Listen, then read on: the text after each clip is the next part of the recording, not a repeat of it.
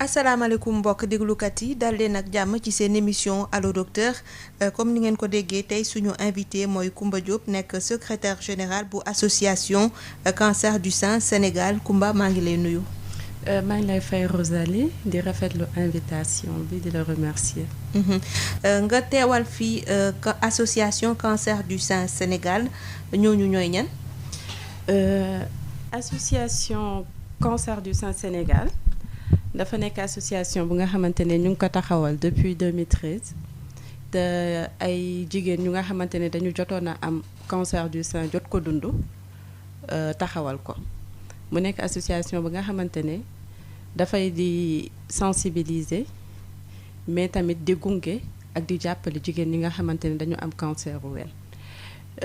depuis maintenant 2 ans ñu boole ci tamit xale yi nga xamante ne dañu am cancer. mu nekk association boo xam ne dañuy yëngu lool ci wàllu social aussi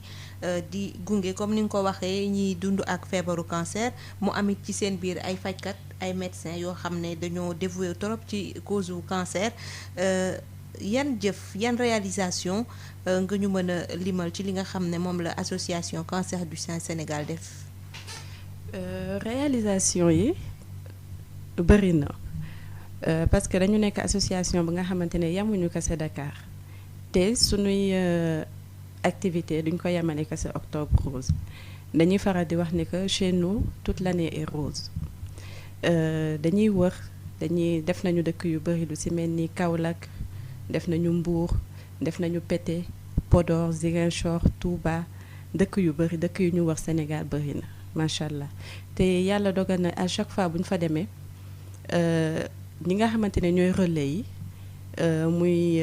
ICP yi ñu fay fekk bàjjenu gox yi ñu fay fekk ba ci sage-femme yi bu ñu fa demee dañ leen di former ba nga xamante ne ñun bu ñu fa nekkatulee maanaam bu ñu ñibbisee sur Dakar ñoom ñu mën di continuer li nga xamante ne moom lañ fa def muy sensibilisation bi ndax wàllu cancer ak lu nit di mënti wax tamit surtout cancer wu ween prévention bi mu ngi commencer ci sensibilisation bi mooy li nga xamante ne moo ci ëpp solo. waaw li waral waxtaan wi tey nag comme ni ñu ko defee talaata bale passé mooy dañu nekk ci campagne octobre rose nuñ koy amalee weeru octobre at mu nekk nga fàttali rek parce que duñu tàyyi di ci wax ci octobre rose ba mu dooree ba tey nga fàttali ñu lan moo tax octobre rose lan lañ ciy séntu yan mooy mbëbët yi nga xam ne ñi ciy yëngu bëgg nañ ko dab. octobre rose dafa nekk benn célébration bu nga xamante ne mu ngi commencé en 1985 déjà aux États-Unis mu nekk ñu ko daan célébrer foofu nekk weer bu nga xamante ne dañ ko jagleel cancer wu ween donc yamul woon ko ci États-Unis ñu ko doon def ci àddina yépp mais mu ngi gën a fës en 1994 bi ci Estée Lauder di marque make-up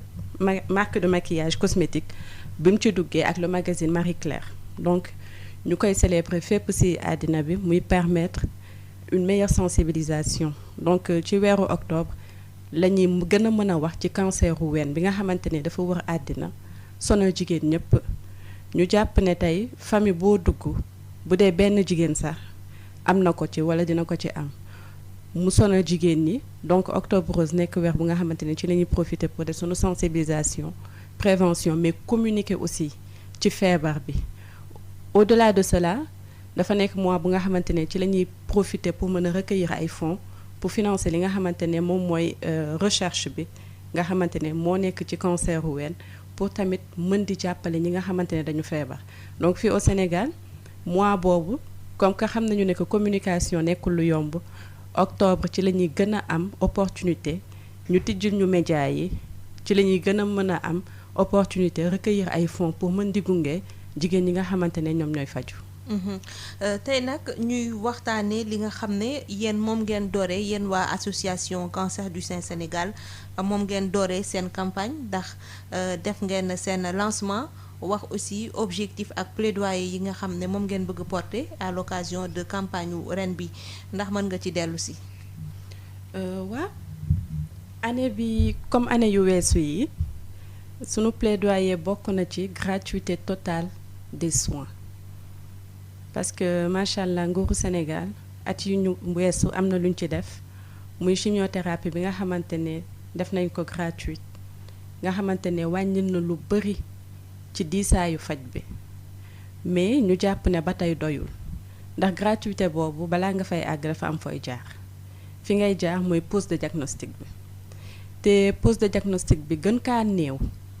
boo amulee ku la jàppale di nga dépenser plus de 350 000 bu tuutee ba tuuti te loolu du sénégalais yépp ñoo ko am tey benn kumba buy jaay gerte ci mbedd bi wala benn mère de famille bu toog njaboot wax ko pour mu yore 350 000 yu nga xamante ne day dem di ko defi jee pose de diagnostic am dafay metti parce que du ñëpp ñoo ko am ñu jàpp ne nag nguuru Sénégal war na mën li mu def naam baax na torop mais mu yokk ko yokk bi mooy bu ñu mënee am traitement bi yépp ñu mën ko def gratuitement dina soulager bu baax a baax a baax a baax ñi nga xamante ne ñoom ñoo feebar.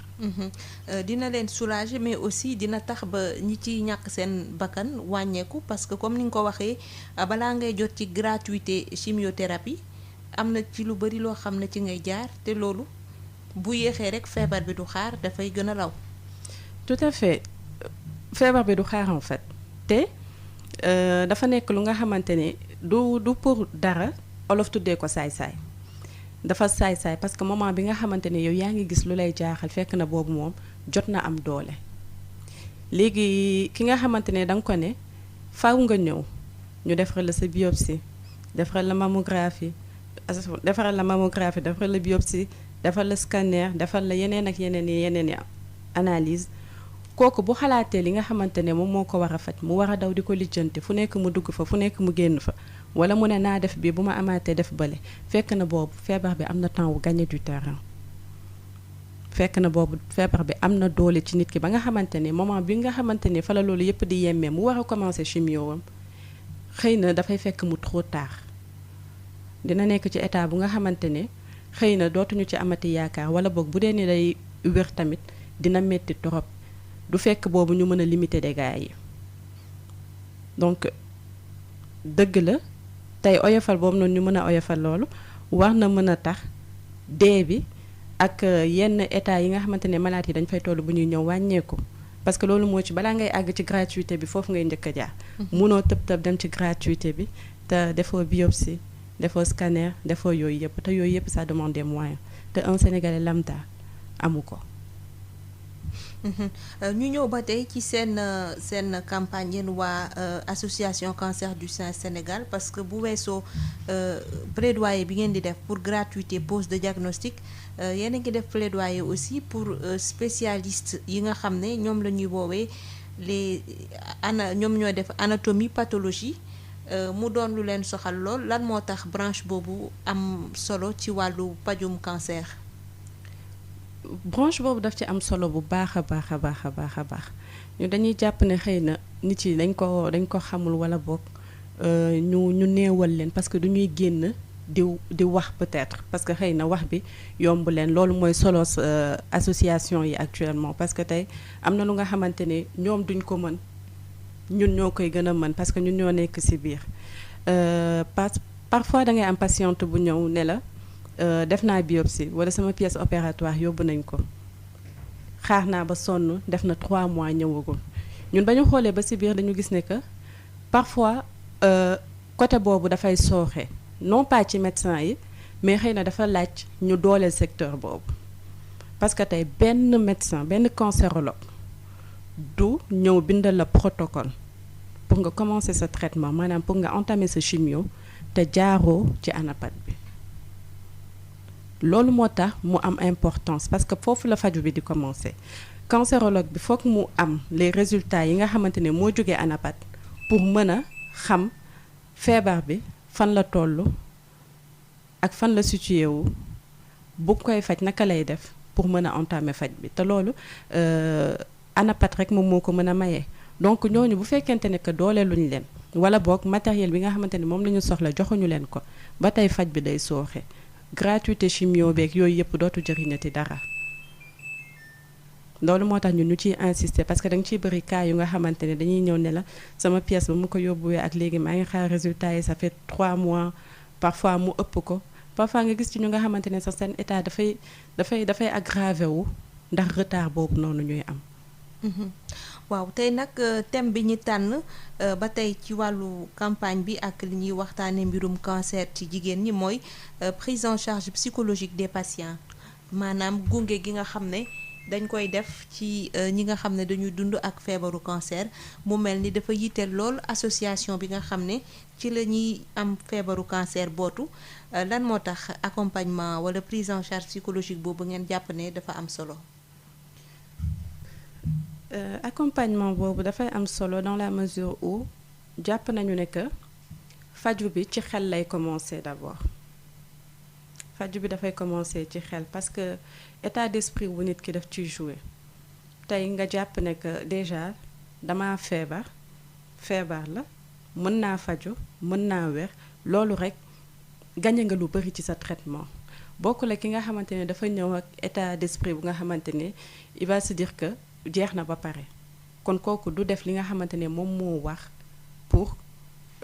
am li mu bëgg ci faju bi du ci am pas-pas boole ci ñu gis ne que comme ni ma la ko waxee association bi ñi ko taxawal dañu dund feebar bi donc ñii de manière directe ñoom la daloon ñii de manière indirecte maanaam ñu am un proche parent bu nga xamante ne daf ko amoon ce qui est d'ailleurs mon cas ñu gis ne que bari na tey jigéen ñu nga xamante ne dañuy am feebar bi ñu rejeté leen bari na jigéen ñu nga xamante ne ci feebar bi ci la seen jëkkër di leen mayee baat ñu gis ci yaay ju nga xamante ne ci feebar bi abandonné na ci doomam non pas parce que daf ko bëgg mais dañuy jàpp ne que dafa comprendrewul feebar bi ki nga xamante ne mooy faju xamul feebar bi ki nga xamante ne moo ko war a taxawu xamul feebar bi te loolu daf ci am importance parce que tey boo jëlee kaawu ki nga xamante ne am na feebar bi entourage am taxaw xamal ko ne que feebar la comme feebar yépp da ngay faju da ngay wér. te dinañ la jàppale dinañ la taxaw kooku moom feebar bi sax na mu war a diisee ci moom dootu ko diisatee te nit ki dafa baax booy faju nga xam li ngay faj lu mu doon te loolu bokk na ci li nga xamante ne moo sonal ñu bëri parce que yaakaar nañu ne cancer dafay wàlle yaakaar nañu ne cancer bañ nañ ko ba duñu jaar sax ci tur bi feebar bu bon bi la ñuy wax. alors que amul benn feebar bu baax mettitu bopp sax baaxul mettitu bopp rek boo ko amee sa àddina tukki donc tey kooku ak ki nga xamante ne moom moo koy accompagner muy famille proche bi dafa baax ñu xam li ñuy faj lu mu doon xam ne que tey bu ñu jugee ci faju boobu mën nañu continuer reprendre seen vie en main tey boo taxawee tey ki nga xamante ne day taxaw ne la man dund naa feebar bi maa ngi nii wér naa kooku malade bi koy gis lan lay wax day jàpp ne moom tamit bu góorgóorloo mën naa faju wér. dina am yaakaar. donc loolu moo fi nekk te soutien psychosocial boobu ba tey mooy sooxe que mu nekk ci feebaru cancer wala muy nekk ci beneen feebar bu muy mënti doon soutien boobu mooy waral malade bi am motivation. waaw kon nag dañuy fàttali suñu auditeurs yi nga xam ne dab nañu ne ñu ngi suivre seen émission Allo Docteur tey ñu ànd ak Coumba Diop nekk secrétaire général association cancer du sein Sénégal ñi bëgg participer ci émission bi dañuy woote ci 77 097 74 00 77 097 74 00 tey ñuy waxtaanee comme niñ ko defee talaata bële ndax ñu ngi ci weeru octobre rose cancer féminin rawatina nag cancer wen ak ndimbal wala gunge gi nga xam ne moom moo war ci ñi nga xam ne ñooy dund ak feebaru cancer kon numéro bi ma fàttali ko 77 097 74 00 ngir ñu bëgg a participer wax nga ci accompagnement ki am feebar bi waaye tamit war nañu mën a jàpp ne ki feebar ki koy gunge aussi war nañ ko accompagner psychologiquement parce que ku nar a def sacrifice faj sa mbokk bu feebar te gëmuloo ne xëy na dina wër doo ci sori balaa ma lay bàyyi nga wax ci dañuy jël suñu premier auditeur asalaamaaleykum asalaamaaleykum asalaamaaleykum asalaamaaleykum ndax mën nga yëkkati kàddu gi tuuti waaw ñu ngi lay dégg de waaye foorul torop asalaamaaleykum waaw ñu ngi lay dégg léegi asalaamaaleykum waaw ñu ngi lay dégg ñu ngi lay ziyaar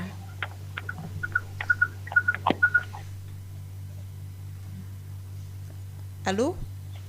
allo Rosalie. waaw ñu ngi lay dégg yëkkatil kàddu gi tuuti. D'accord dama nekk ci oto moo tax. ñu ngi lay dégg.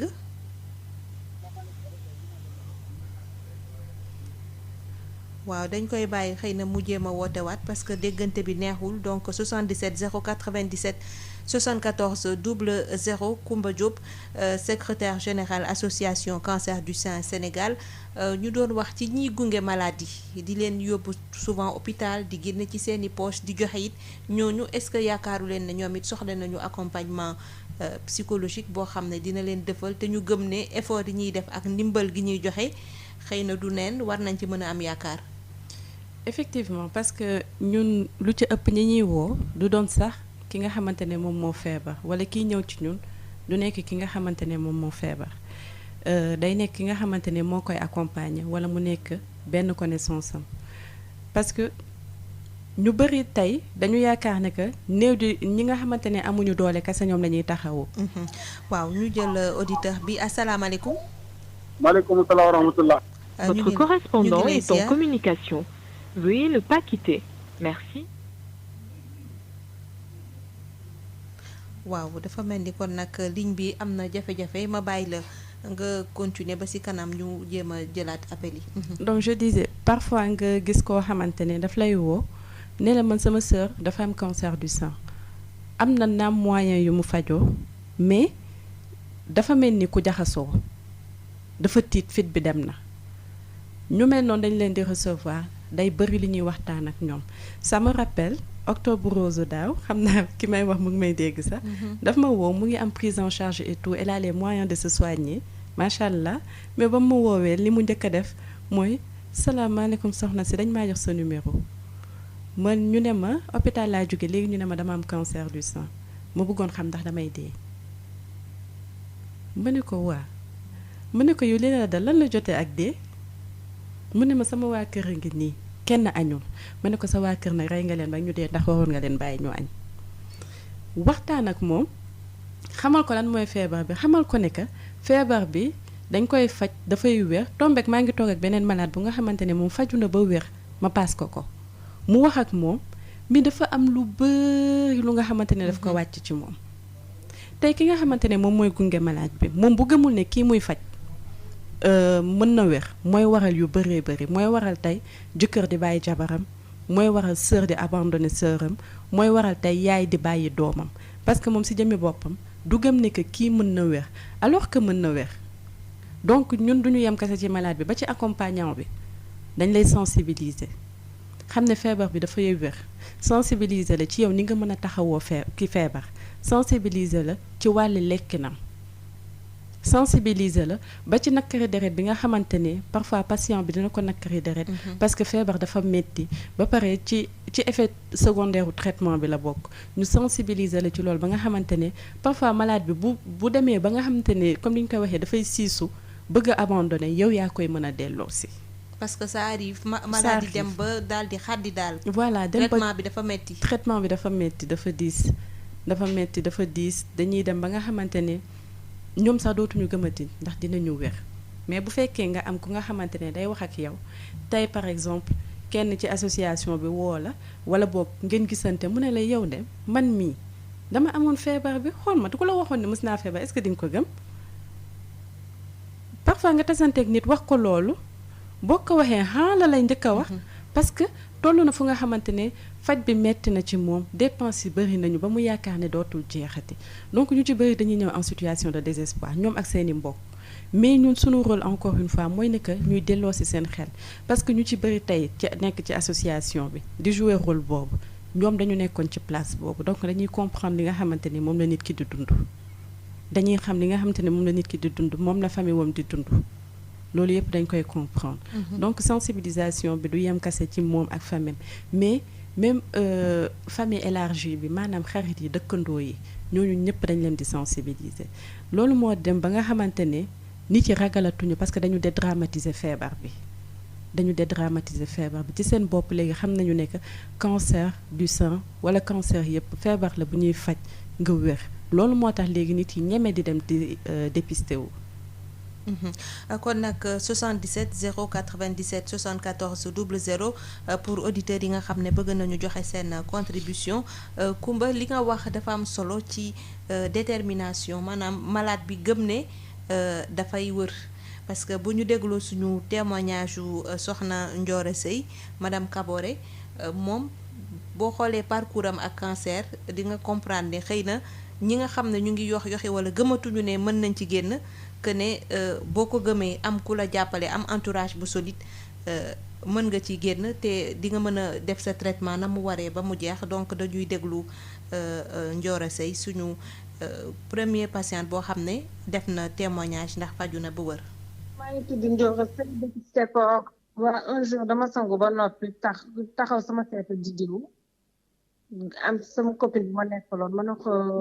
diw mu ne ma naam ma ne ko dafa mel ni ay bul laa sant sama wér bi de mu ne ma ay bul ma ne ko waa mu daal di xool mu ne ma effectivement léegi nañ dem Dantec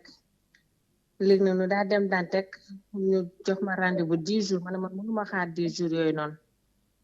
mënuma xaar 10 jours yi léegi le même jour ma daal di dem benn clinique def foofu noonu consultation defal ma échographie defal ma yëpp ñu ne ma lii ay nadi la il faut nga dindi ko léegi nag professeur bi nga xam ne moom mu doon consulter mu ne ma lii ni mënul xaar danga koy dindi léegi am na kenn koo xam ne mën naa la booleeg moom kooku noonu boo demee dina ko dindi hôpitalu Pikine bi fekk na moom doon doogay tijji ma daal dem foofu noonu daal ma daal di wax ak kooku noonu mu programmé ma ay 2 mois ma ne ko non man mënu ma ko xaar il faut nga jàppale ma ci semaine bi ci topp ci la ma opéré ba ma opéré ba pare nodule yi dañ koy analyser bañ ko analyser ba noppi ma waroon ma dem jëli ji ko dem naa sax jëli ji ko ba ma demee jëli ji ko delluwaat gis ji médecin bi 2 fois gisuma ko mais comme bañ ma doon opéré ñoo ngi mooy naan yow da nga farlu am nga chance parce que bu fekkee ne woon ni teeloo ci woon jóg mun doon na nekk cancer li nag loolu nekkoon sama bopp man pour man yi fi du cancer ma garder les résultats yi pendant 8 mois ci diggante boobu noonu jël naa grossesse nekk 8 mois sama xarit bi ma la doon wax noonu benn xaritu médecin am ñëw mu daat koy jox résultat yi mu ne ko xoolal kii nii de depuis mu ko defee ba léegi gisagul médecin bi léegi médecin bi daal di xool ne ko na dem directement Dantec daal ñuy booleeg docteur Dieng ci la ñuy dem bañ demee docteur Dieng gis ma xool mu ne ma xool résultat yi mu ne ma lii nii de cancer la ñaata mois nga nekk fekk na maa ngi ëmb ñaata mois nga nekk ma ne ko maa ngi ci 8 mois mu ne bu fekkee 7 mois la dañ la doon accoucher lo donc il faut que ñu xaar ba nga accoucher ba noppi voilà. mais biñ la ko yëgalee lan moo nekkoon sa état d'esprit sa yëg-yëg sa sentiment. bon bañ ma ko yëgalee bañ ma ne cancer la foofu noonu à vrai dire nag xalaatuma woon cancer bi sama biir bi laa doon xalaat doom bi nga xam te moom laa ëmb moom laa doon xalaat ma ne naa am doom si jàmm ak salaam traitement bi après voilà su ma yàlla may kattan rek mun naa dem di fajoo kii noonu mais benn instant yi fi choqué na ma woon mais après su ma xalaatee doom ji nga xam te ne moom laa ëmb vraiment xalaatatuma woon feebar bi biir bi rek laa doon xalaat am doom si jàmm ak salaam commencé def sama traitement ki ma àndaloon nag moom doon jooy ma ne ko yow lan ngay jooy ma ne ko yow man fu mu nekk ni instant yi nii man lii nii nekkul sama problème de xam nga loolu mooy sama problème biir bi ma xam te ne moom laa ëmb mooy sama problème après loolu noonu daa def traitement yi amul problème. bi la yàlla jàppale ba nga wasin tout s'est bien passé traitement bi kañ nga ko tàmbalee def. dañoo tudd tey jii nii rek ci ëllëg sama daa dem commencé def traitement yi avant ma doon accoucher ba moo waxee ni lii ni cancer la def loolu noonu ay bilan et tout mu ne ma léegi su fekkoon 7 mois la dañ la doon accoucher loolu léegi mais comme yaa ngi ci 8 mois dañ lay xaar ba ma amee doom nag dañoo tudd tey ci ëllëg si ma daal di dem yóbbu samay garab commencé def samay traitement. sa entourage est-ce que jotoon nga leen xamal diagnostic bi médecin yi def ci yow. non sama benn ñees laa nekkaloon kooku noonu laa expliqué suñu waa kër ñu ci bëri xamuñu woon li ma doon li nga xamante ne moom la médecin bi wax parce que comme benn instant am naa dëgëraay bi te cancer boo ko waxee rek automatiquement nit ñi dañuy yaakaar ne dee moo ci topp donc man dama préféré woon bañ ko wax kenn di dem di def ji sama traitement di ñëw mais ci kaw loolu noonu fin bi gis nañ ne kii nii dafa soppeeku ba mu amee doom ba léegi daal dafa soppeeku dañ ma ko doon laaj di may naan waay yow sa bopp bi ni mu wotoo ak ni mu ñuulee kii nii lan la ba nga amee doom ba léegi dangaa xiiboon mën na leen waa doom bi nekk ak ni muy ñëwee lu tax sa bopp bi watu mën na leen ñaari jour tudd bi ñaari afra yu ma associé te bokkuñu looloo xam naa looloo dagg sama bopp bi vraiment ñu ci bëri xamuñu woon sama benn sœur moo ko xamoon ak sama copine bi ak sama nièce bi ma lay wax sama sœur boobu noonu da doon jaay ndékki comme am naa doom te sama nièce bi nekkul koo xam te ne vraiment mun na gérer xale yu noonu ñaari xale yi ma am comme noonu dafa préféré bàyyi liggéeyam ñëw toog ak man sama kër donc loolu noonu nag gënoon maa motiver ma ne man tëdd waruma daal dama war a góorgóorlu parce que kii nga xam te ne moo ngi nekk di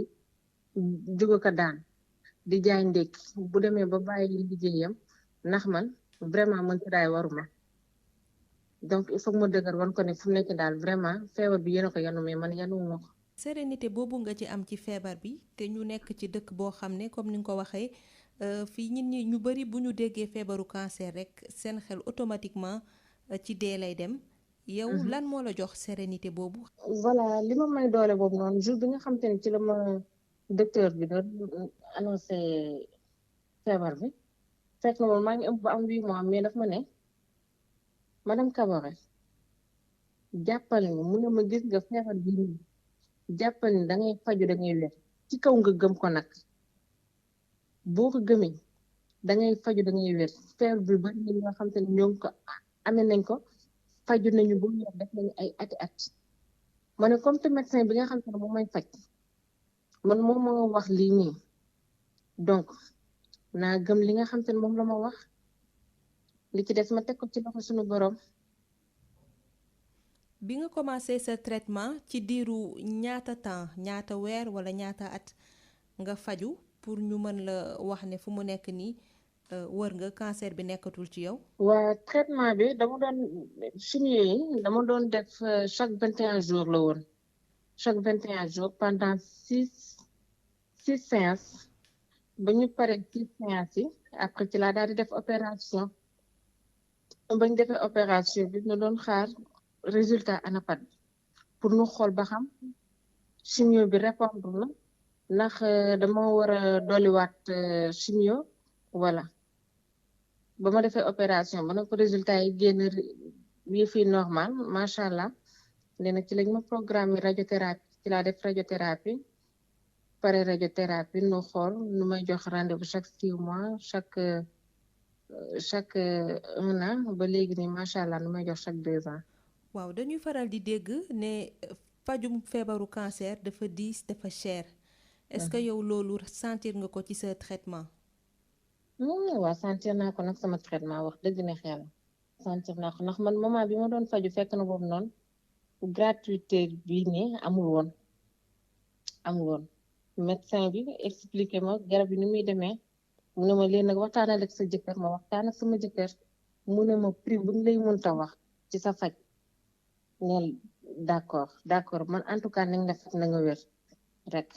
mais faj bi cheroon na metti woon na vraiment boo amulee ay taxaw yi nga xam te ne moo war rek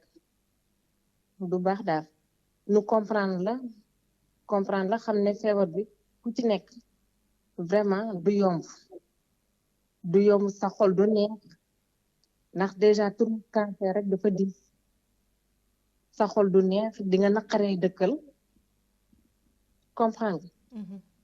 say entourage il faut que nu jàppale la psychologiquement waaw surtout jàppale bi psychologiquement vraiment loolu noonu moo gën a am doole sax que ni yëkkati yenn somme yi di la koy jox ndax nit bu tolloo ci yenn situation ku ko dala rek la soxla te feebar bi man amoon na sama benn copine boo xam te dafa ñëw seet si ma gis ma sama bopp bi ni mu watoo et tout comme sama xarit la mu ne ma yow lan la ma ne ko dama feebar ma ne ko naa la expliquer ma ne ko nag su la waa kër xam ñu naa la expliquer lii moo ma daal cancer la rek mu daal di yanu bopp bi di jooy di naan ay waay lan nga def suñu borom ah ba mu teg la lii ak yow ni nga baaxee affaire de patati patata man sama maam lii moo ko rey feebar bi nii du wér ma ne ko mais yow loolu noonu du ko wax ma ne ko yow est-ce que yow nit que ma ne ko man maa ngi feebar ma ne ko tey jii xam nga nan laa soxla ku ma dalal mais ma lii nii du dara lii nii dañ koy faj bi wér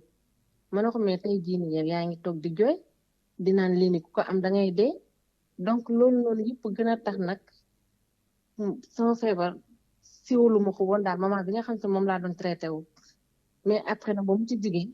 ñi nga xam te ne war naa wax ak ñoom di waxtaan ak ñoom di dem di expliquer feebar bi xamal leen ni feebar bi vraiment du dara boo ko teelee détecté boo koo gis da ngay faju da ngay wér ci jàmm ak salaam ndax bari na ñoo xam te ne ñoo ngi ko am teel cee jóg teel a faju wér macha allah. lan mooy sa sentiment tey jii ak sa appel à l'endroit de jigéen yi nga xam ne ñu ngi door a découvrir que ne cancer dal na leen mu diis lool ci ñoom. waaw li nga xam te ne man moom laa leen li nga xam te ne moom laa leen ñaanal nu dajeek vraiment nit ñu am yërmande entourage bu am yërmande su fekkee ne jigéen seen borom kër yi accompagner leen bu baax a baax a baax a baax ba noppi faj bi pour nekk ne instant yi nii def nañu chimio bi gratuitement mais am na leneen loo xam te ne moo gën a am solo loolu noonu parce que balaa ngay àgg ci chimio bi li nga xam te ne moom ngay def bilan yi nga xam te ne moom ngay def ça coûte excessivement cher donc loolu noonu am na ci ñu bari ñoo xamante ne tey ji balaa ñuy àgg foofu noonu sax day metti trop ñoom ndax duñu am moyen bi duñu am ku leen taxaw yooyu noonu yëpp vraiment man de feebar bi képp koo xam te ne daal yaa ngi koy dund maa ngi lay ñaanal ñi nga nekkal yàlla nañ la mën a comprendre mën la taxaw assister la. mu nekkoon nag soxna Ndiora Seye ci témoignage bi entretien bi ñu def muy expliquer jaar-jaaram ak feebaru cancer du sein mais Coumba Diop li ma jàpp ci li mu wax mooy importance su entourage ak gëm-gëm bi mu am ne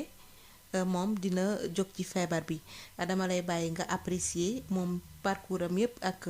feebar bi ba tey jii mu mën a toog di ko nettali ak fierté parce que def na ci lim ci war a def entourage am aussi jàppale ko ci. exactement sentiment de fierté boobu moom laay yëkkate parce que tey dafa am importance yow nattu dal sa kaw nga xam ne kat nattu bi wala boog feebar bi du dal ci bant du dal fenn ci nit lay dal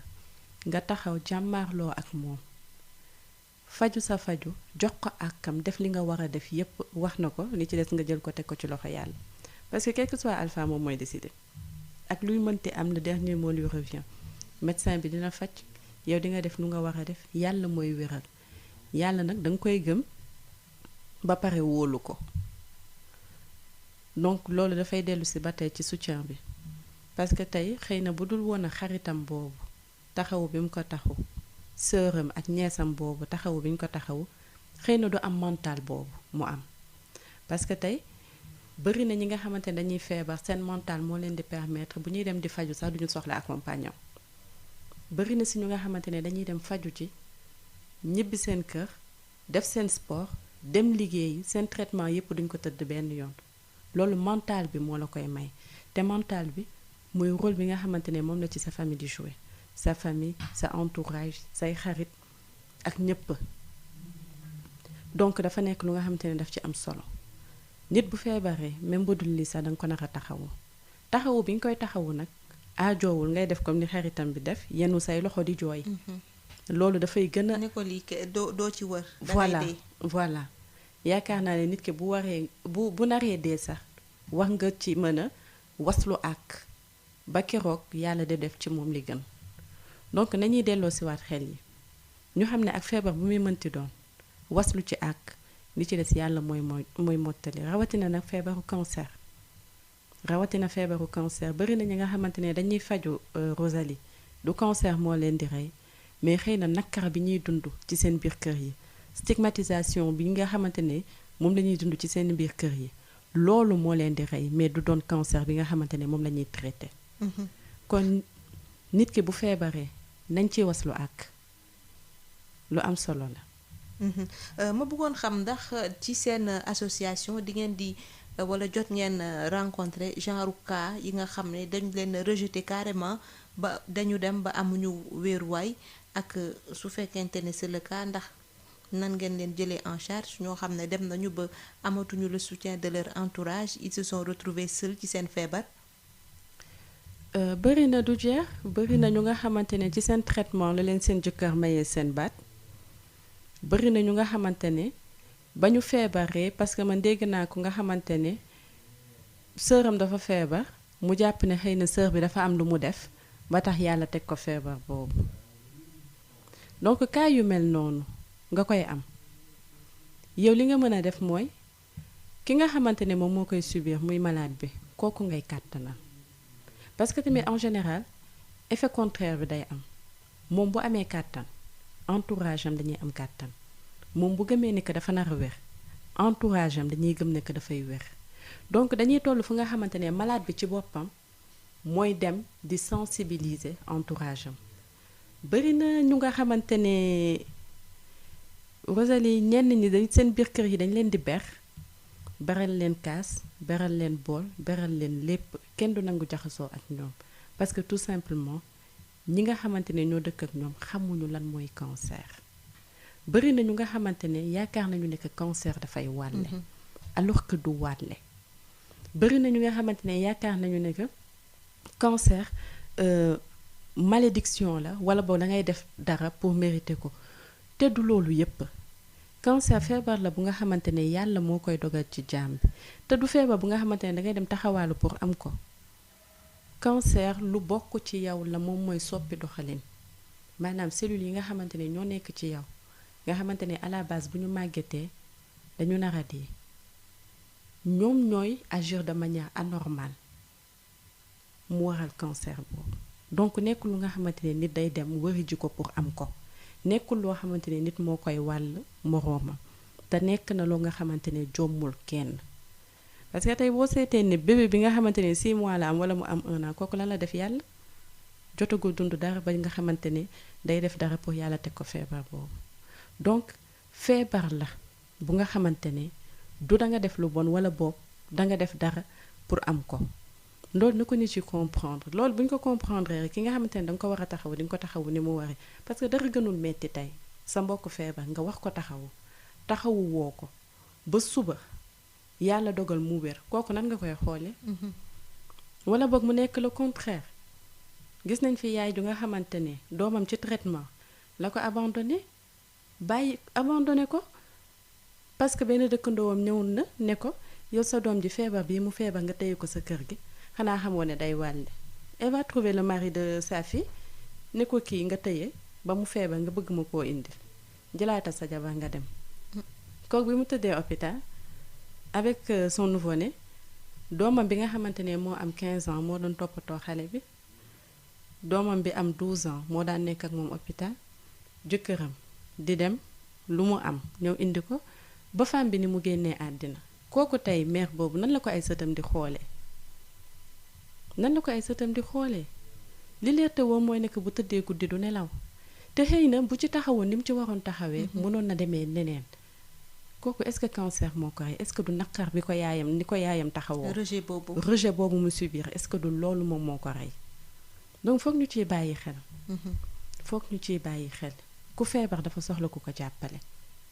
ki boppam di metti sax boo ko ne ndax yaa ngi tane mu am lu bari lu mu wàññi ci moom parce que dafay jàpp ne que am na ñu nga xamante ne soxla nañ ko ki feebar boo ko taxawoo day jàpp ne yow mi ko taxawoo rek jar nga mu xeex c'est le cas de Ndiora dafa jàpp ne que comme médecin bi koy traité moo gëm ne que dina wér kon moom dina wér te jamono ji muy feebar elle a dit boobu gratuité duggul boobu la faju bi gën a metti mais jëkkëram bàyyiwu ko benn yoon. un exemple. jëkkëram bàyyiwu ko benn yoon dafa taxaw ànd ak moom ci fajoom ba tey alhamdulilah. amul du ko xool di ruus en fait parce que def na li nga xamante ne moom la góor war a def diggante ak moroomam. waaw kon nag dañuy jéem a làmbaatuwaat ndax am na auditeur bu nekk en ligne ci 77 097 74 00 déglu nañu témoignage yu Ndioro Seye ñu jël suñu auditeur asalaamaaleykum. waaleykum salaam wa rahmatulah. ñu ngi lay ziar soxna si. ñu ngi lay ziar soxna Razali soxna Xadi Njaay fii Thiès. nga koy soxna Xadi ñu ngi lay nuyu. ngeen def. ñu ngi sant bu baax. maa ngi nuyu sa invité bi. ñu ngi lay fay. di saluer ci femme bi génn sànq son encouragement. di ko encourager lu bari parce que dégg naa témoignage am bi mais am na solo trop. yaram yëpp daw na. macha allah mais li may laaj soxna Kumba mooy. ñoom dinañ toog ba mu yàgg ñu am suivi wala ñu am benn bilan taxaw seetlu comme ñoom nee nañu chaque jour octobre rose la. xool ba xam nombre de cas yi wàññeeku na wala yokku na. wala wàññeeku na. wala suivi bi tamit da xam am na sensibilisation bi quoi comme moom dégg naa muy wax waa relais communautaire dégg naa muy wax bàjjen gox ndax ñooñ tamit liñ leen sant ñu ngi koy def sensibilisation bi ñu leen sant ndax ñu ngi koy def. waaw. jërëjëf di leen gërëm di leen sant. jërëjëf sama yaram dafa daw daal macha allah. jërëjëf soxna Khady Ndiaye Thiès ci laaj yi am na solo ñu seetaat ndax am na beneen auditeur ci 77 097 74 00 Kumba dégg nga laaj yi muy wax comme da ngeen jàpp ne comme ni nga ko waxee sànq mënuñu wax année rose mais octobre rose bés bu nekk la ci yéen est-ce que at mu nekk di ngeen def taxaw seetlu parce que. chaque année dañu jox ay chiffres ne ñu at mu nekk y a tant de nouveaux cas de cancer est-ce que octobre rose dina impacter ci cas de nouveau nombre de nouveaux cas de cancer yi est-ce que octobre rose mu ngi impacter ci limu ñiy ñàkk seen bakkan at mu nekk ndax cancer du sein est-ce que nit ñi dégg-dégg wala gëm-gëm bi ñu am ci cancer mu ngi soppeeku à travers sensibilisation yi nga xam ne ñu ngi koy def ci octobre rose mais aussi en collaboration ak ICP relais communautaire wala bàjjonu gox yi nga xam ne ñoom aussi ñu ngi def seen wàllu liggéey ci wàllu sensibilisation di nga tontu ci laaj yooyu nga xam ne moom la soxna Khady Ndiaye posé bu ñu jàllee ci wàllu publicité ak waa service commercial ci ay simili ñëwaat. pasti Valda raxul dara dàkkande kese lañ ko defaree produit Valda yi mën ngeen ko am suñuy boutique Valda yi wala ngeen woote ci numéro 77 219 98 45 wala ngeen dem ci www.boutiquevalda.com Valda Afrique moo leen di may seen émission Allo Docteur. kon nag ñu koy jaajëfal bu baax waa Val d'Afrique 77 097 74 00 ju jël benn auditeur asalaamaaleykum. waaleykum salaam wa rahmatullah. ñu ngi lay ziar sëñ bi Thiam. soxna Rosalie maa ngi lay nuyu. ñu ngi lay fay bu baax. di la sant di la gërëm. jërëjëf. di gërëm sa invité yooyu. di leen nuyu. di gërëm Sud FM l'ordre national des médecins ak Val d'Afrique. waaw di leen sant bu baax vraiment ñooñu maa ngi leen di encouragé. si témoignage bi ñu def. parce que li ñuy def nii mooy courage. parce que feebar jotewul ak dara ak dee. waaw dee mën nga tëdd sa lal dara jotu la sax dee ñëw. waaw feebar dañ si wér. man li ma bëgg rek mooy état bi comme vraiment ñoom ñëpp d'accord mi ngi def effort ñëpp d'accord mi ngi def effort si yenn feebar yi. ci cancer bi mi ngi si def effort bu baax a baax di maye chimio yeeg yooyu mais feebar boo koy jël da nga koy jël au début. au début parce que comme frais de si bi rek yegg na 400 000 ku fekk ni yoroo loolu tamit kon doo yegg si chimio ba ñu la koy may. waaw état bi man daal si sama xalaatu boobu xaw ma ñu ngi may dégg wala dégguñu ma bourse familiale yi Macky Sall maye. defoon na ko ak xol bu rafet xol bu kii mais ñu ko war a jotuñu ko maguy bi def si bari am na ñoo xam ni ñoo ko waroon si seen fi ñu dëkk ñoom ñoo war a choisir ñu ko war a am mais dañ ko jox ñoo xam ni ñoom war ñu ko am fi ma dëkk nii màgget bu jigéen boo xam ni léegi mu jege téeméeri at joxatul dépense joxul du mu jox amul li xew si kër gi kooku war naa bourse familiale lu ma koy doyee koo xam ne am nga juróomi doom yi liggéey seen jabar nekk si kër gi ñuy liggéey di indi si kër gi loolu doy bourse familiale te am na ñoo xam ne kii xaalis boobu nag ñuy def si bourse familiale suñ ko defoon si hôpitaux yi ak si cancer bi mooy ëpp njëriñ parce que sénégalais dafa jubati par nature lépp lu ñu séddale rek dañ koy séddale seen boor waaw loolu daal bëgg naa ñu xool ko bu baax a baax di gërëm soxna Khady Ndiaye na jigéen ñi xool si moom vraiment ni ki góorgóorlu li ma ko waxoon rek fi mu dëkk na organiser benn tour la koy def xaw ma attaaya xaw ma du 19 heures commencé mu dajale jigéen ñëpp ñu teg seen attaaya toog ku war a contribuer parce que jigéen mooy noyau central de la famille mooy noyau central kër gu jigéen amul rek musiba am dafa waaw di nuyu yëpp auditeur El Hadji Touré ak sama waa ji Ibou Ngone Mbeng waaw ak soxna Khady Ndiaye boobu waaw di leen gërëm di leen sant si rajo bi rek laa leen xam ne xaw ma leen fenn si rajo bi laa leen xam waaye ak seen contribution vraiment di leen sant di leen gërëm boole leen sama bopp jazakumullah xayran jërëjëf Serigne Thiam bu Malicounda donc li mu wax rek moom mooy seen plaidoyer bi nga xam ne moom ngeen lancé seen campagne gratuité bi ñu dooree ko ci ndorteelu paj mi ndax bilan yeeg pose diagnostic beeg yooyu ñu jël beneen auditeur asalaamaaleykum. allo salaamaaleykum madame. maaleykum salaam. na nga def nag. maa ngi sant bu baax. mbaa déranger wu ma la. non yaa ngi en direct allo docteur. je m'excuse donc parce que ci groupe bi rek laa bëggoon dugg quoi. waaw. non yaa ngi en direct allo docteur Sud FM. waaw moom dañ koy jéggal xam naa dafa juum donc bu fekkente ne amul beneen auditeur ci 77 097 74 00 Koumba Diop ma bàyyi la nga jéem a tontu laaju soxna Khady Ndiaye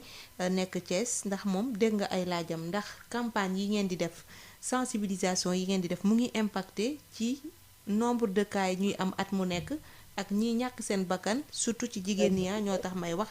ci feebaru cancer. salaamaaleykum. maaleykum salaam. waaw soxna Dieng. ñu ngi lay fay sëñ bi ndax mën nga wàññi sa rajo. waaw maa ngi wàññi naa ñu ngi lay déglu. waaw damaa bëgg bokk ci waxtaan wi. ñu ngi lay déglu. waaw parce que damaa amoon ay question ci cancer daal.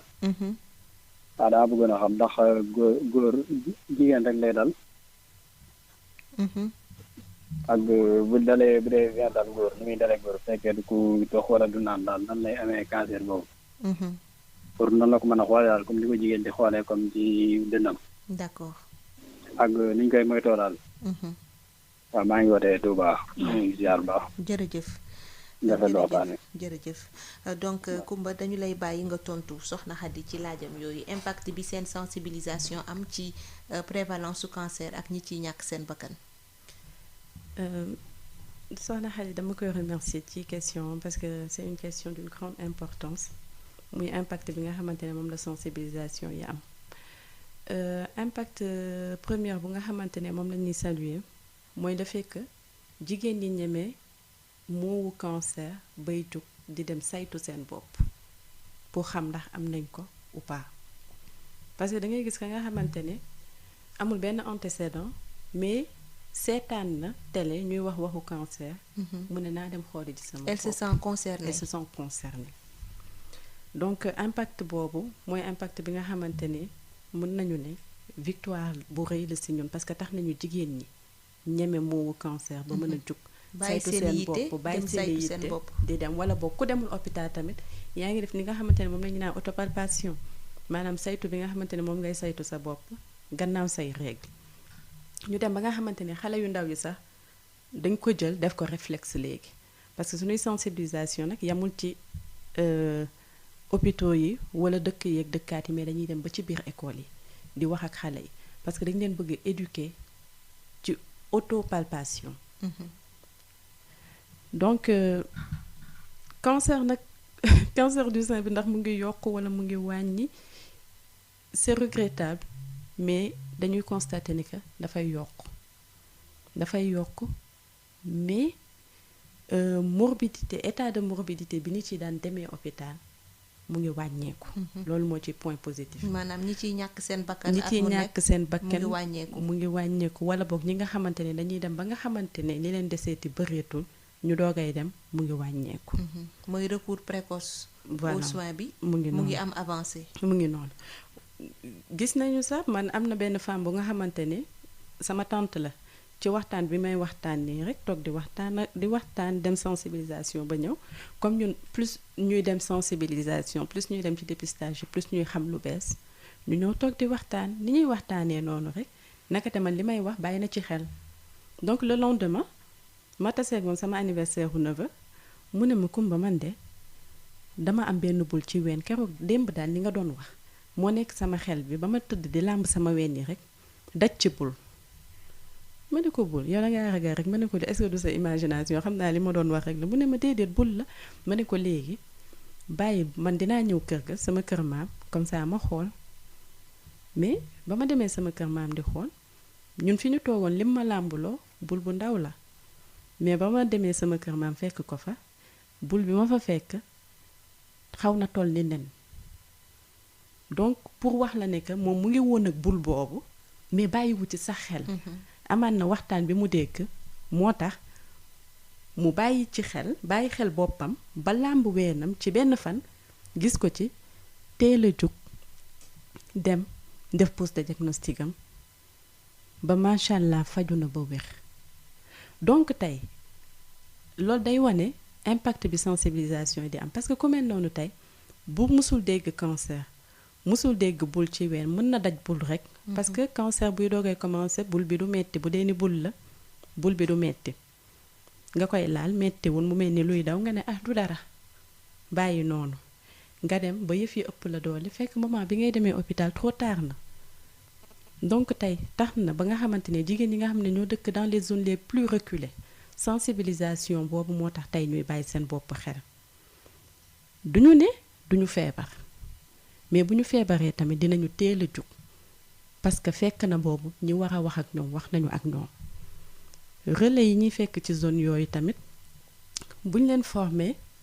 dañuy dem ba nga xamante ne dañuy approprier wu loolu parce que tey bëri na des membres de l'association yu nga xamante ne ils sont dans les zones les plus reculées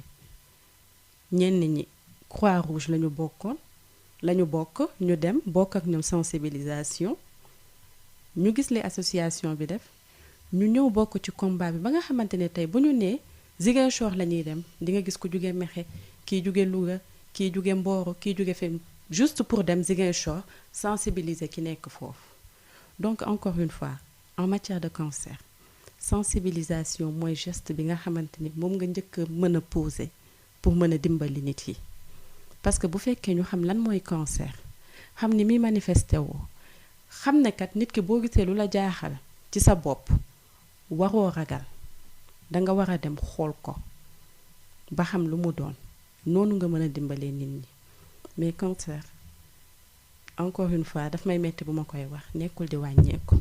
dafa nekk di yokk moo tax ñu war a waajal sunu bopp. dinañu ñëwaat ci kanam tuuti sax ci le fait que en tout cas facteurs yi favoriser cancer nit ñi ba tey miinaguñu ko parce que bokk na ci li tax feebar bi di gën a yokku c'est vrai que nit ñi léegi ñu ci bari ñu ngi xaw a teel a dem hôpital toggatuñu ba feebar bi gañe leen ñi ciy ñàkk seen bakkan aussi ca ba ñu yegg seen feebar mu ngi wàññeeku mais dinañu ñëw ci lan mooy favoriser le fait que feebar yi di gën a yokku ñu ñëw ci sëñ bi Thiam Malicounda moom ci seen plaidoyer bi nga xam ne moom ngeen lancé seen campagne moom lay wax mooy prise en charge pose de diagnostic bi parce que wax na ko comme ni nga ko relaté balaa nga yegg ci liñ lay may fekk na yow la nga am ak la nga amul yëpp sax jeex na maanaam jot ci gratuité bi dafa jafe daal dafa jafe donc dama ciy profito ci question di leen laaj yéen yan pas yan base ngeen posé pour que seen plaidoyer bi est-ce mën a yegg ci noppi njiitu réew mi est-ce que am ngeen espoir que ne Sénégal dina toll foo xam ne feebaru cancer ci jigéen en tout cas dañu koy jël totalement gratuitement prise en charge bi du fay dara de fait que dina gaawal soins yi. Ouais, comme ni ñu déggee woon sunu plaidoyer rek depuis la création de l'association bi ñu taxawalee association bi ba tey loolu la ñu nekk di doon xeex moo nekkoon sunu plaidoyer muy gratuité bi ñu war a mën a am ci faju bi ba tey yàlla indi gratuité chimiothérapie ñu jàpp ne tey li indi gratuité boobu mën na indi leneen donc ñu ngi koy wax fi ñu ko war a waxee muy à travers les médias nañu defee woon sunu plaidoyer ci radiothérapie bi machine radiothérapie bi ba mu paane ñu def sunu plaidoyer ba sunu njiitu réew jot ci yaakaar nañu ne tamit lii dina ci jot ndax lu ci mel ni ANAPAD bi gis nañu ne que fan yi ñu ngi ciy def ay effort donc duñu sonn duñu tàyyi parce que loolu la ñu mën a def wax la ñu mën a def kon nañuy wax rek. waaw suñu mbokk bi ñuy wootee ci diwaanu Touba moom lu muy laajte mooy est-ce que feebaru cancer dafay dal góor ndax jigéen rekk lay dal walla dafay dal góor. Cancer en général seexluwul kenn ñépp lay dal te lépp lu nekk ci yaramu doomu aadama day am cancer mais comme tey cancer du sein maanaam cancer u ween moo ñu tax di wax dama koy wax ne ko waaw cancer du sein day dal góor même bu dee ni nee nañu moins de 1% góor yi muy dal bariwul keroog rek ba nga xamante ne dem nañu di def suñu distribution petit déjeuner bi ñu def Dantec ñu ngi fekk benn góor bu nga xamante ne dafa am cancer u ween mag mu am cancer u ween donc du jigéen kese lay dal ni muy manifesté woo ci jigéen nag noonu lay manifesté woo ci góor. maanaam bul. maanaam mën na nekk bul. wala parfois tey am na benn woykat bu siiw ci àddina muy Beyoncé papaam daloon na ko ni mu ko xamee mooy day tàmm di sol t-shirt yu weex xëy na rek gis benn tache deret ci t-shirtam parce que loolu tamit bokk na ci symptômes yi ñuy xàmmee. cancer du sein tus bi nga xamante ne day génne deret wala muy génne beneen ndox bu bokkul ak soow bi ngay nàmpale donc noonu lañ koy xamee ni muy génnee ci jigéen noonu lay génnee ci góor sauf que xëy na mën na gën a yomb gis ci góor parce que ñoom seen dënn dafa uteeg sunu dënn day tàcc mais góor daf koy am mais de façon générale feebaru cancer bàyyiwul kenn dafay dal góor dafay dal jigéen te pour tontu ko rek nu mu ko mën a saytoo nu mu mën a xamee ni cancer la wax nga ko feebar bi saay-saay la dafay raam bu demee ba nga ciy am yëg-yëg mooy daal di commencé na la gañe donc peut-être solution bi ci am rek mooy di def bilan de temps en temps toog ñeme hôpital voilà ñeme hôpital dara jot bañ a xaar ba dara jot la dem kër docteur boo toogee ba ca am fanweeri at ne xaaral ma dem defi bilan 10 ans après nga dem def bilan général xool lu la metti ndax yaa ngi ci wér-gu-yaram wala am na lu lay yoot aussi te it loo gis bokkul ci yow loo xam ne doonoo ko gis aussi dem baax kër na nga docteur koy xool comme ni ko sunu benn médecin di waxee nee na feebar danga koy yóbbu hôpital balaa moom mu lay yóbbu hôpital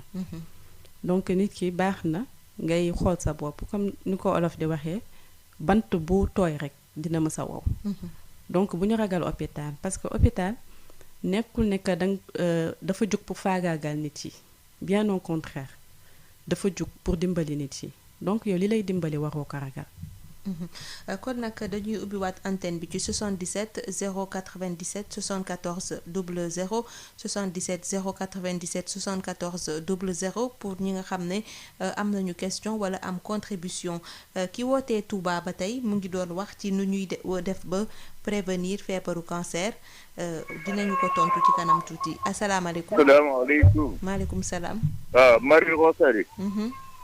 jàmm ngeen yendoo. ñu ngi sant bu baax. na ngeen def coono. alhamdulilah. ñoo ngi leen di encourage leen ñaanal yàlla gudd fan ak wér. jërëjëf jërëjëf. waa dema am benn jërbaat boo xam ne cancer da koo daloon ci reen.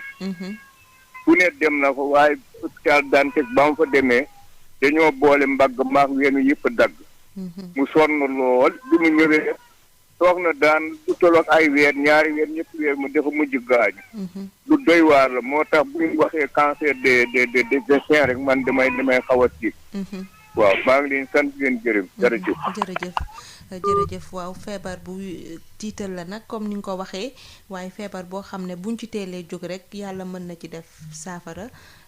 ki nga xam ne dafa tëdd moom mu mën a jóg donc ñu ñëw ci li nga xam ne moom la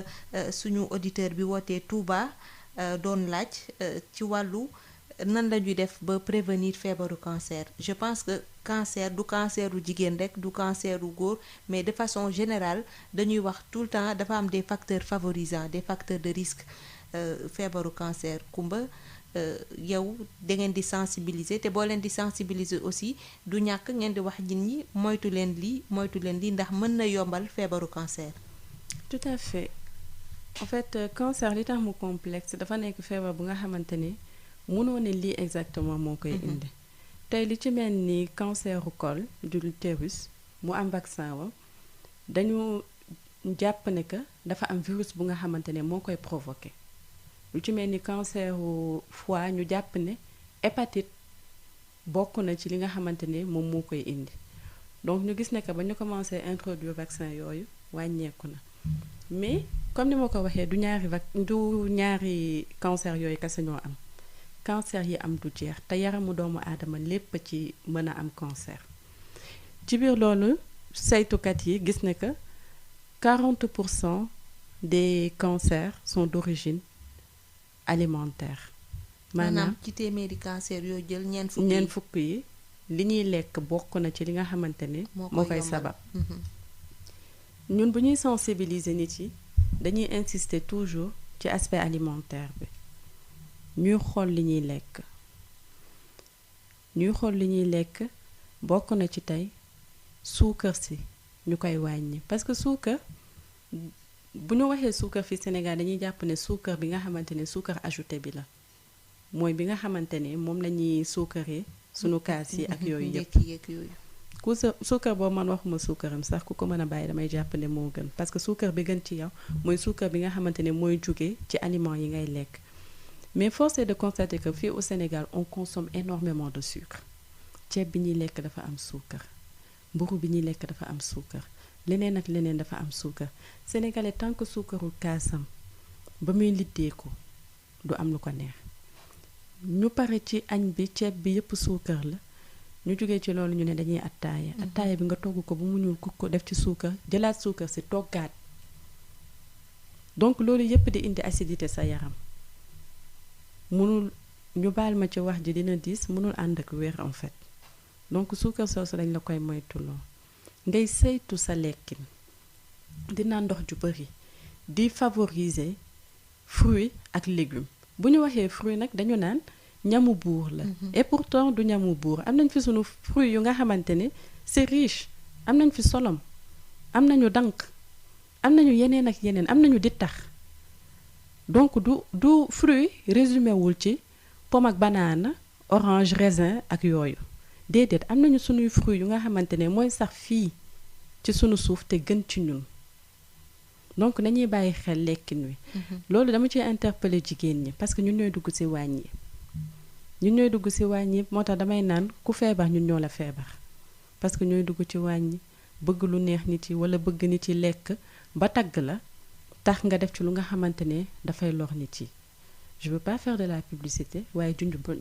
doy na boroom xel en fait bu ñu weesoo loolu muy sunu environnement sénégalais bariwul ñu farataal sport da ngay gis tey jigéen bu nga xamante ne du bouger lekk tëdd nga gis ko mu am yaram nga jàpp ne dafa nekk ci forme fekk na boobu mu ngi lor boppam parce que obésité ak suukar xaritu cancer la sédentarité bi maanaam toog bu yàgg bi buñ ko mënee di éviter yenn yi du siñu jongama du siñu taar man bu ma gisee nit ku am yaram damay tiit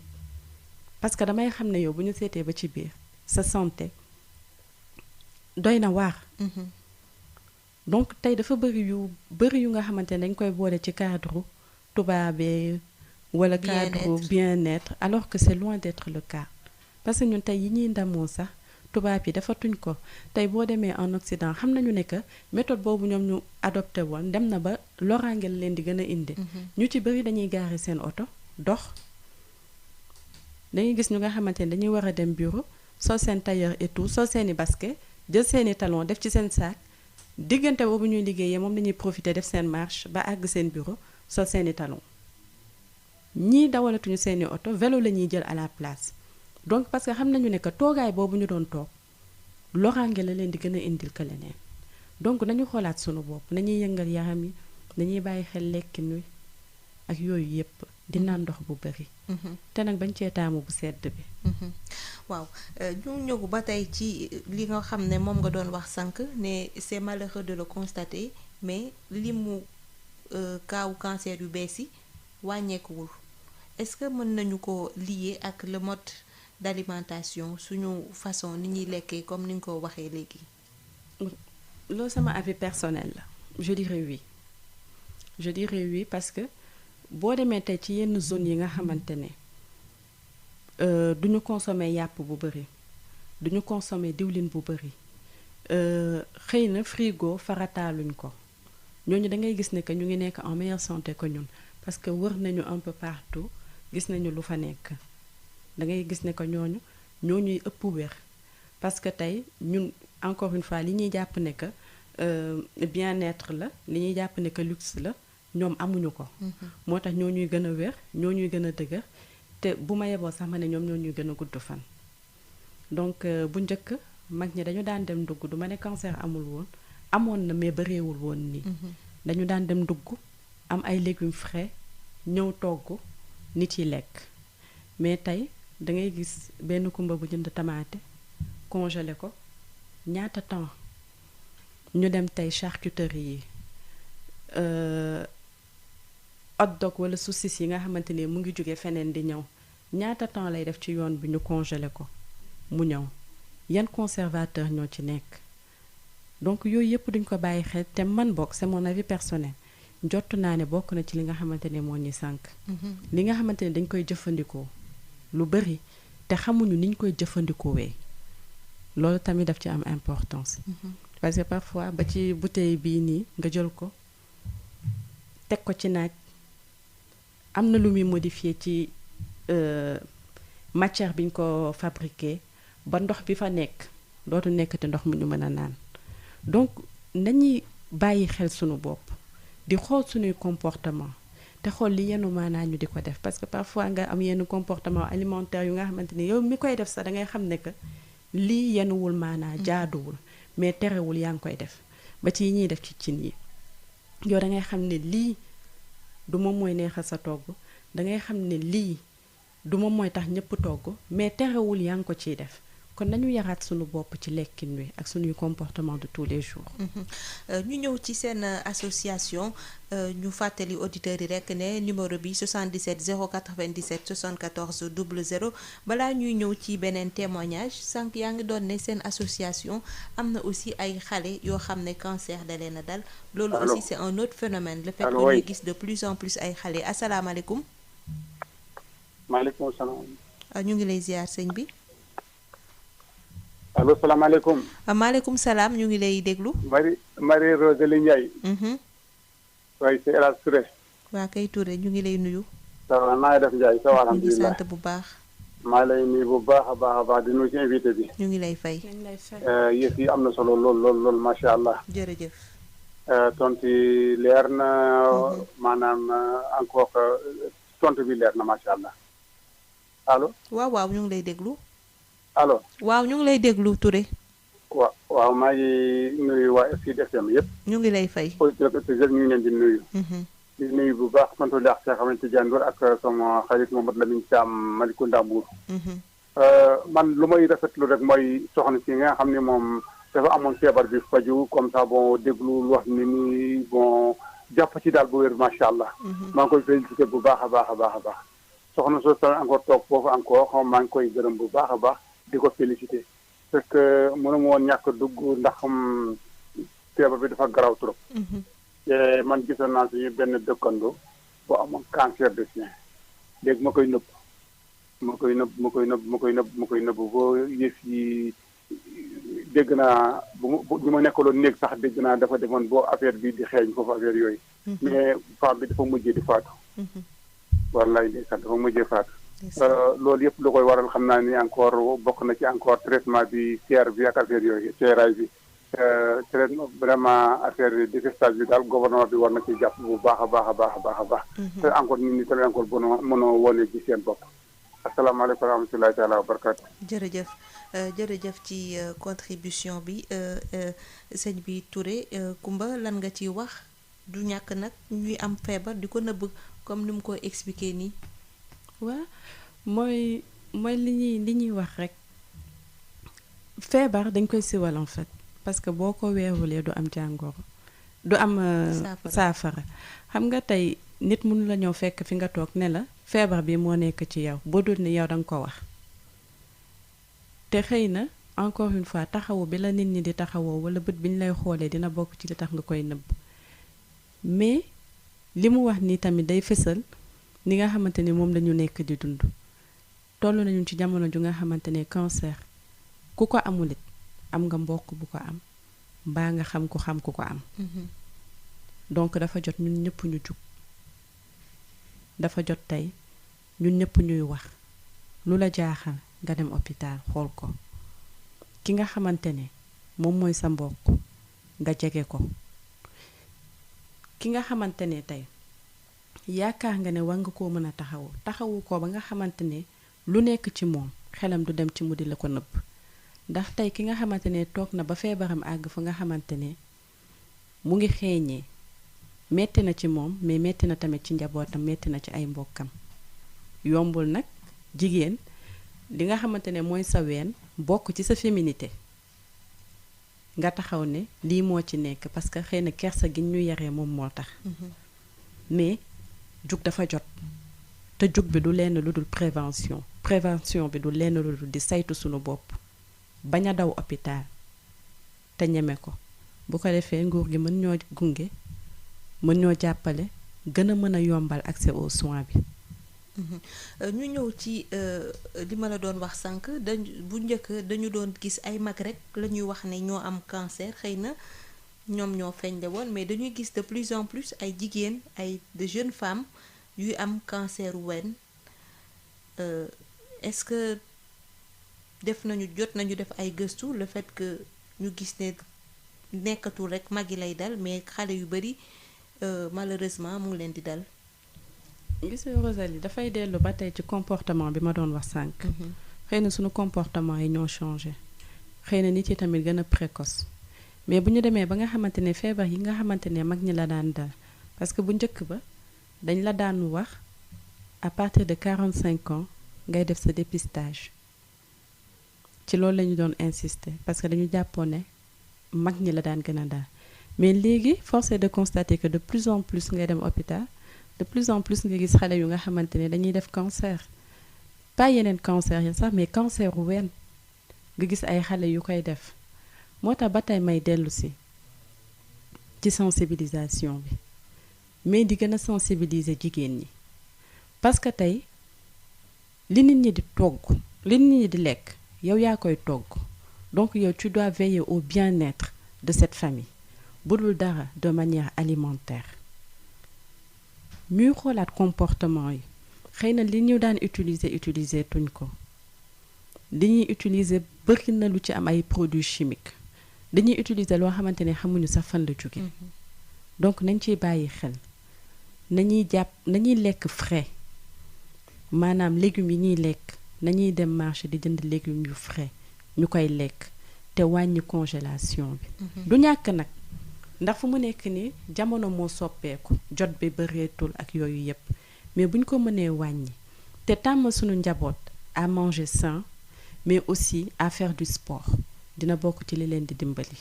bu baax. waaw ñu ñëw ci témoignage yu Sophie Diémé moom tamit nekk koo xam ne jot na dundu feebaru cancer mu ngi en traitement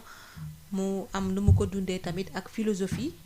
ak soutien wu jëkkëram bien que jotoon na ci am difficulté mais aussi ak soutien wu association cancer du sein Sénégal dañ koy déglu. man maa ngi tudd Sophie Diémé j'ai 44 ans maa ngi dëkk Parcelles. sa jaar-jaar ak feebaru cancer naka la demee ci ban stade ci sa dund nga commencé yëg wala njott wala ci lañu la xamal ne am nga feebaru cancer. man bu ma koy sentir damaa jékki-jékki gis benn boule ci sama ween bi boule bi bu ma ko gisee si laa dem xool sage-femme bi xool ma mu defaloon ma ay analyse yu ma waroon a def mais comme analyse yi xam nga rek Sénégal boo demee dañ lay retardé ñu ne kii bi dafa paan tout ça balaa may yëg tamit xawoon na yéex tuuti ba finalement ñu boole mag Joséphine nag moo jëloon dossier bi nag boole mag docteur Jara Jora ma accéléré dossier bi Dantec ma commencé def ay analyse ñu ne ma effectivement lii laa amee muy jàngoro boobu muy cancer. loolu ci ban période la ci sa dund def na ay weer def na at ba ñu la détecté les feebaru cancer. non deful at moom deful at ay weer rek parce que période boobu moom dama tombé woon am sama grand frère bu feebaroon décédé moo taxoon ma xawoon a arrêté kii bi mais après yàlla def lu gën bu mu décédé ma accéléré dossier bi waaw noonu la demee woon. biñ la annoncé que sa diagnostic biñ la doon defal dafa wane feebaru cancer. naka nga ko dundee. waaw man buñ ma koy yëgal moom wax dëgg yàlla jël na ma ci kaw daal jël na ma kaw parce que déjà lu ngay dégg parce que le mot cancer ci boppam moo diis parce que dafa diis boo ko déggee rek donc xawoon naa jaaxle avec les soins yooyu yëpp lu may dégg parce que léeg-léeg da ngay déglu ay documentaire sur le cancer parce que c'est coûteux yooyu yëpp jëloon na ma kaw may toog di xalaat sama njaboot. man nag yaakaaroon naa nag damay dee nag jeex na loolu nag bu ma demee ba ñëw wax sama doom bu mag bi ku góor ki woo ko ne ko ñu ne lii laa amee te maa ngi nii xaw ma ndax dinaa dund am duma dund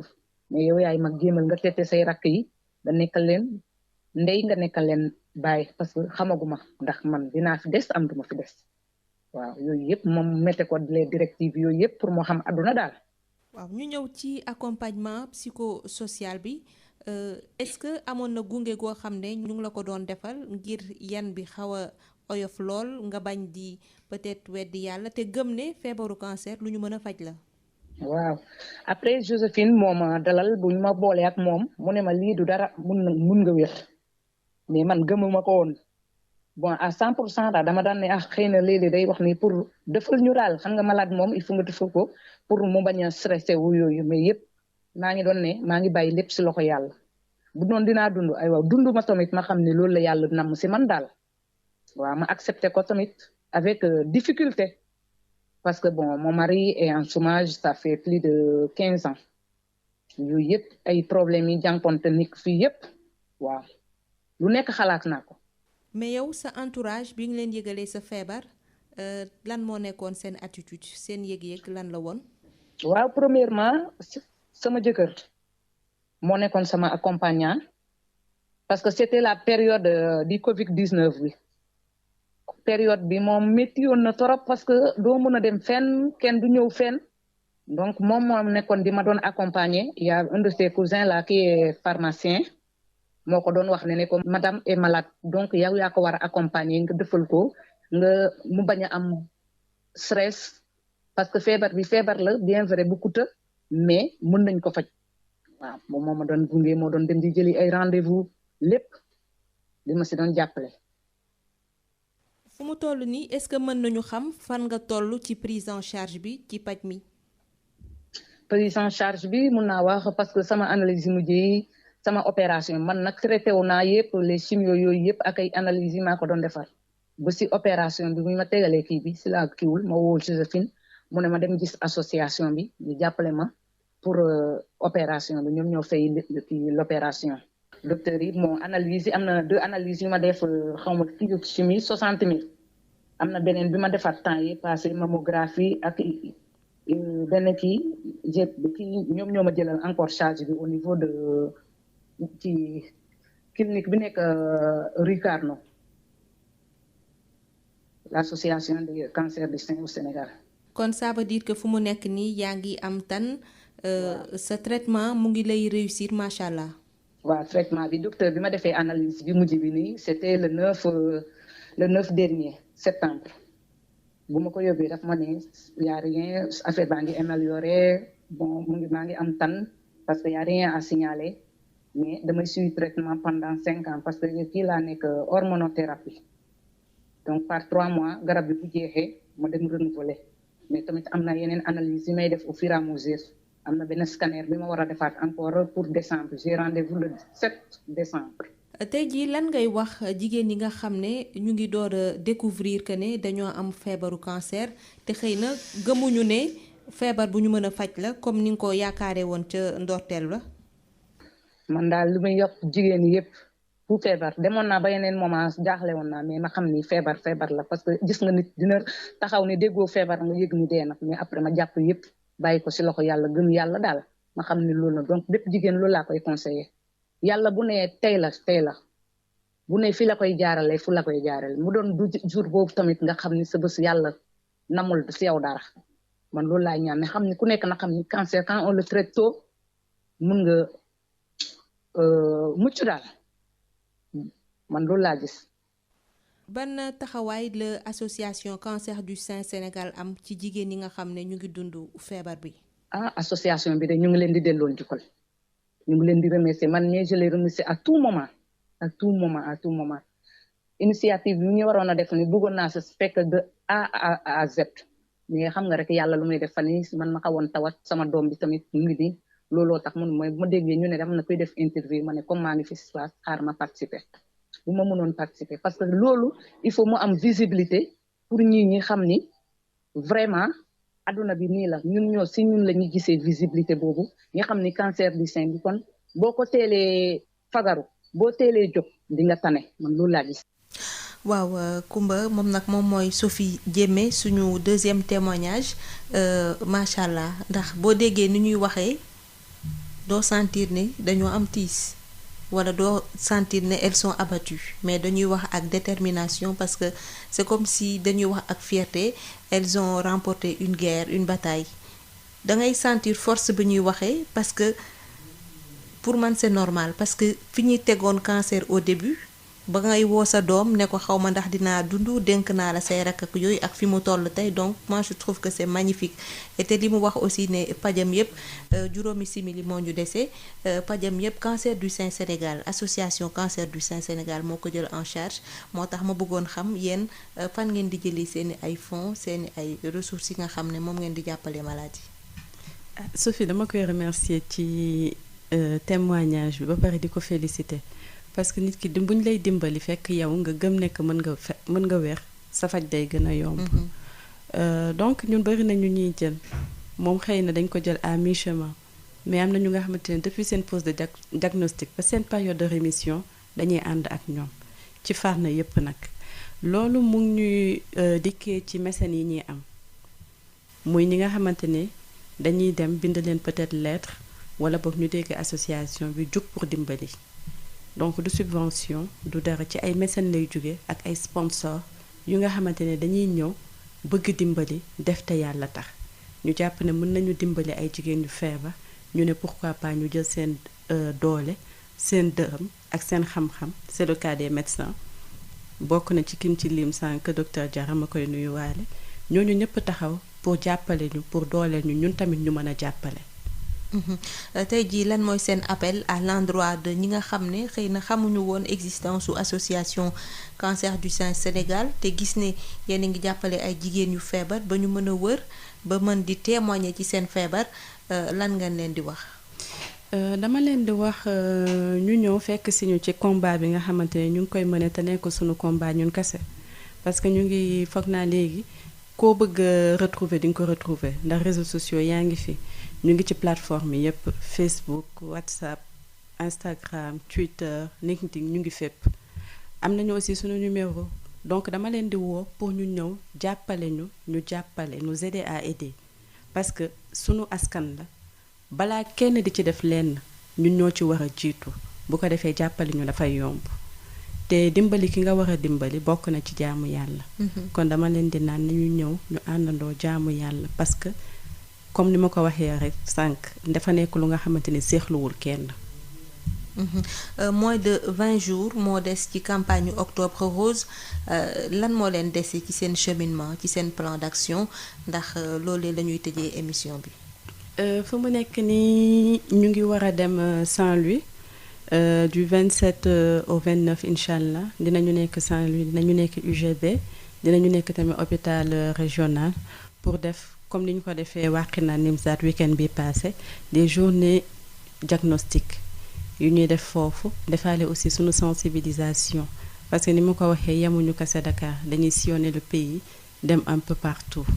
ñu ngi am aussi sunu partenariat bi ñu def ak mairie ak maternité Yeumbeul nga xamante ne depuis quelques années déjà ñu ngi def ak ñoom octobre rose à Yeumbeul donc dañuy def foofu dépistage sensibilisation aussi. kon nag Coumba Diop dama lay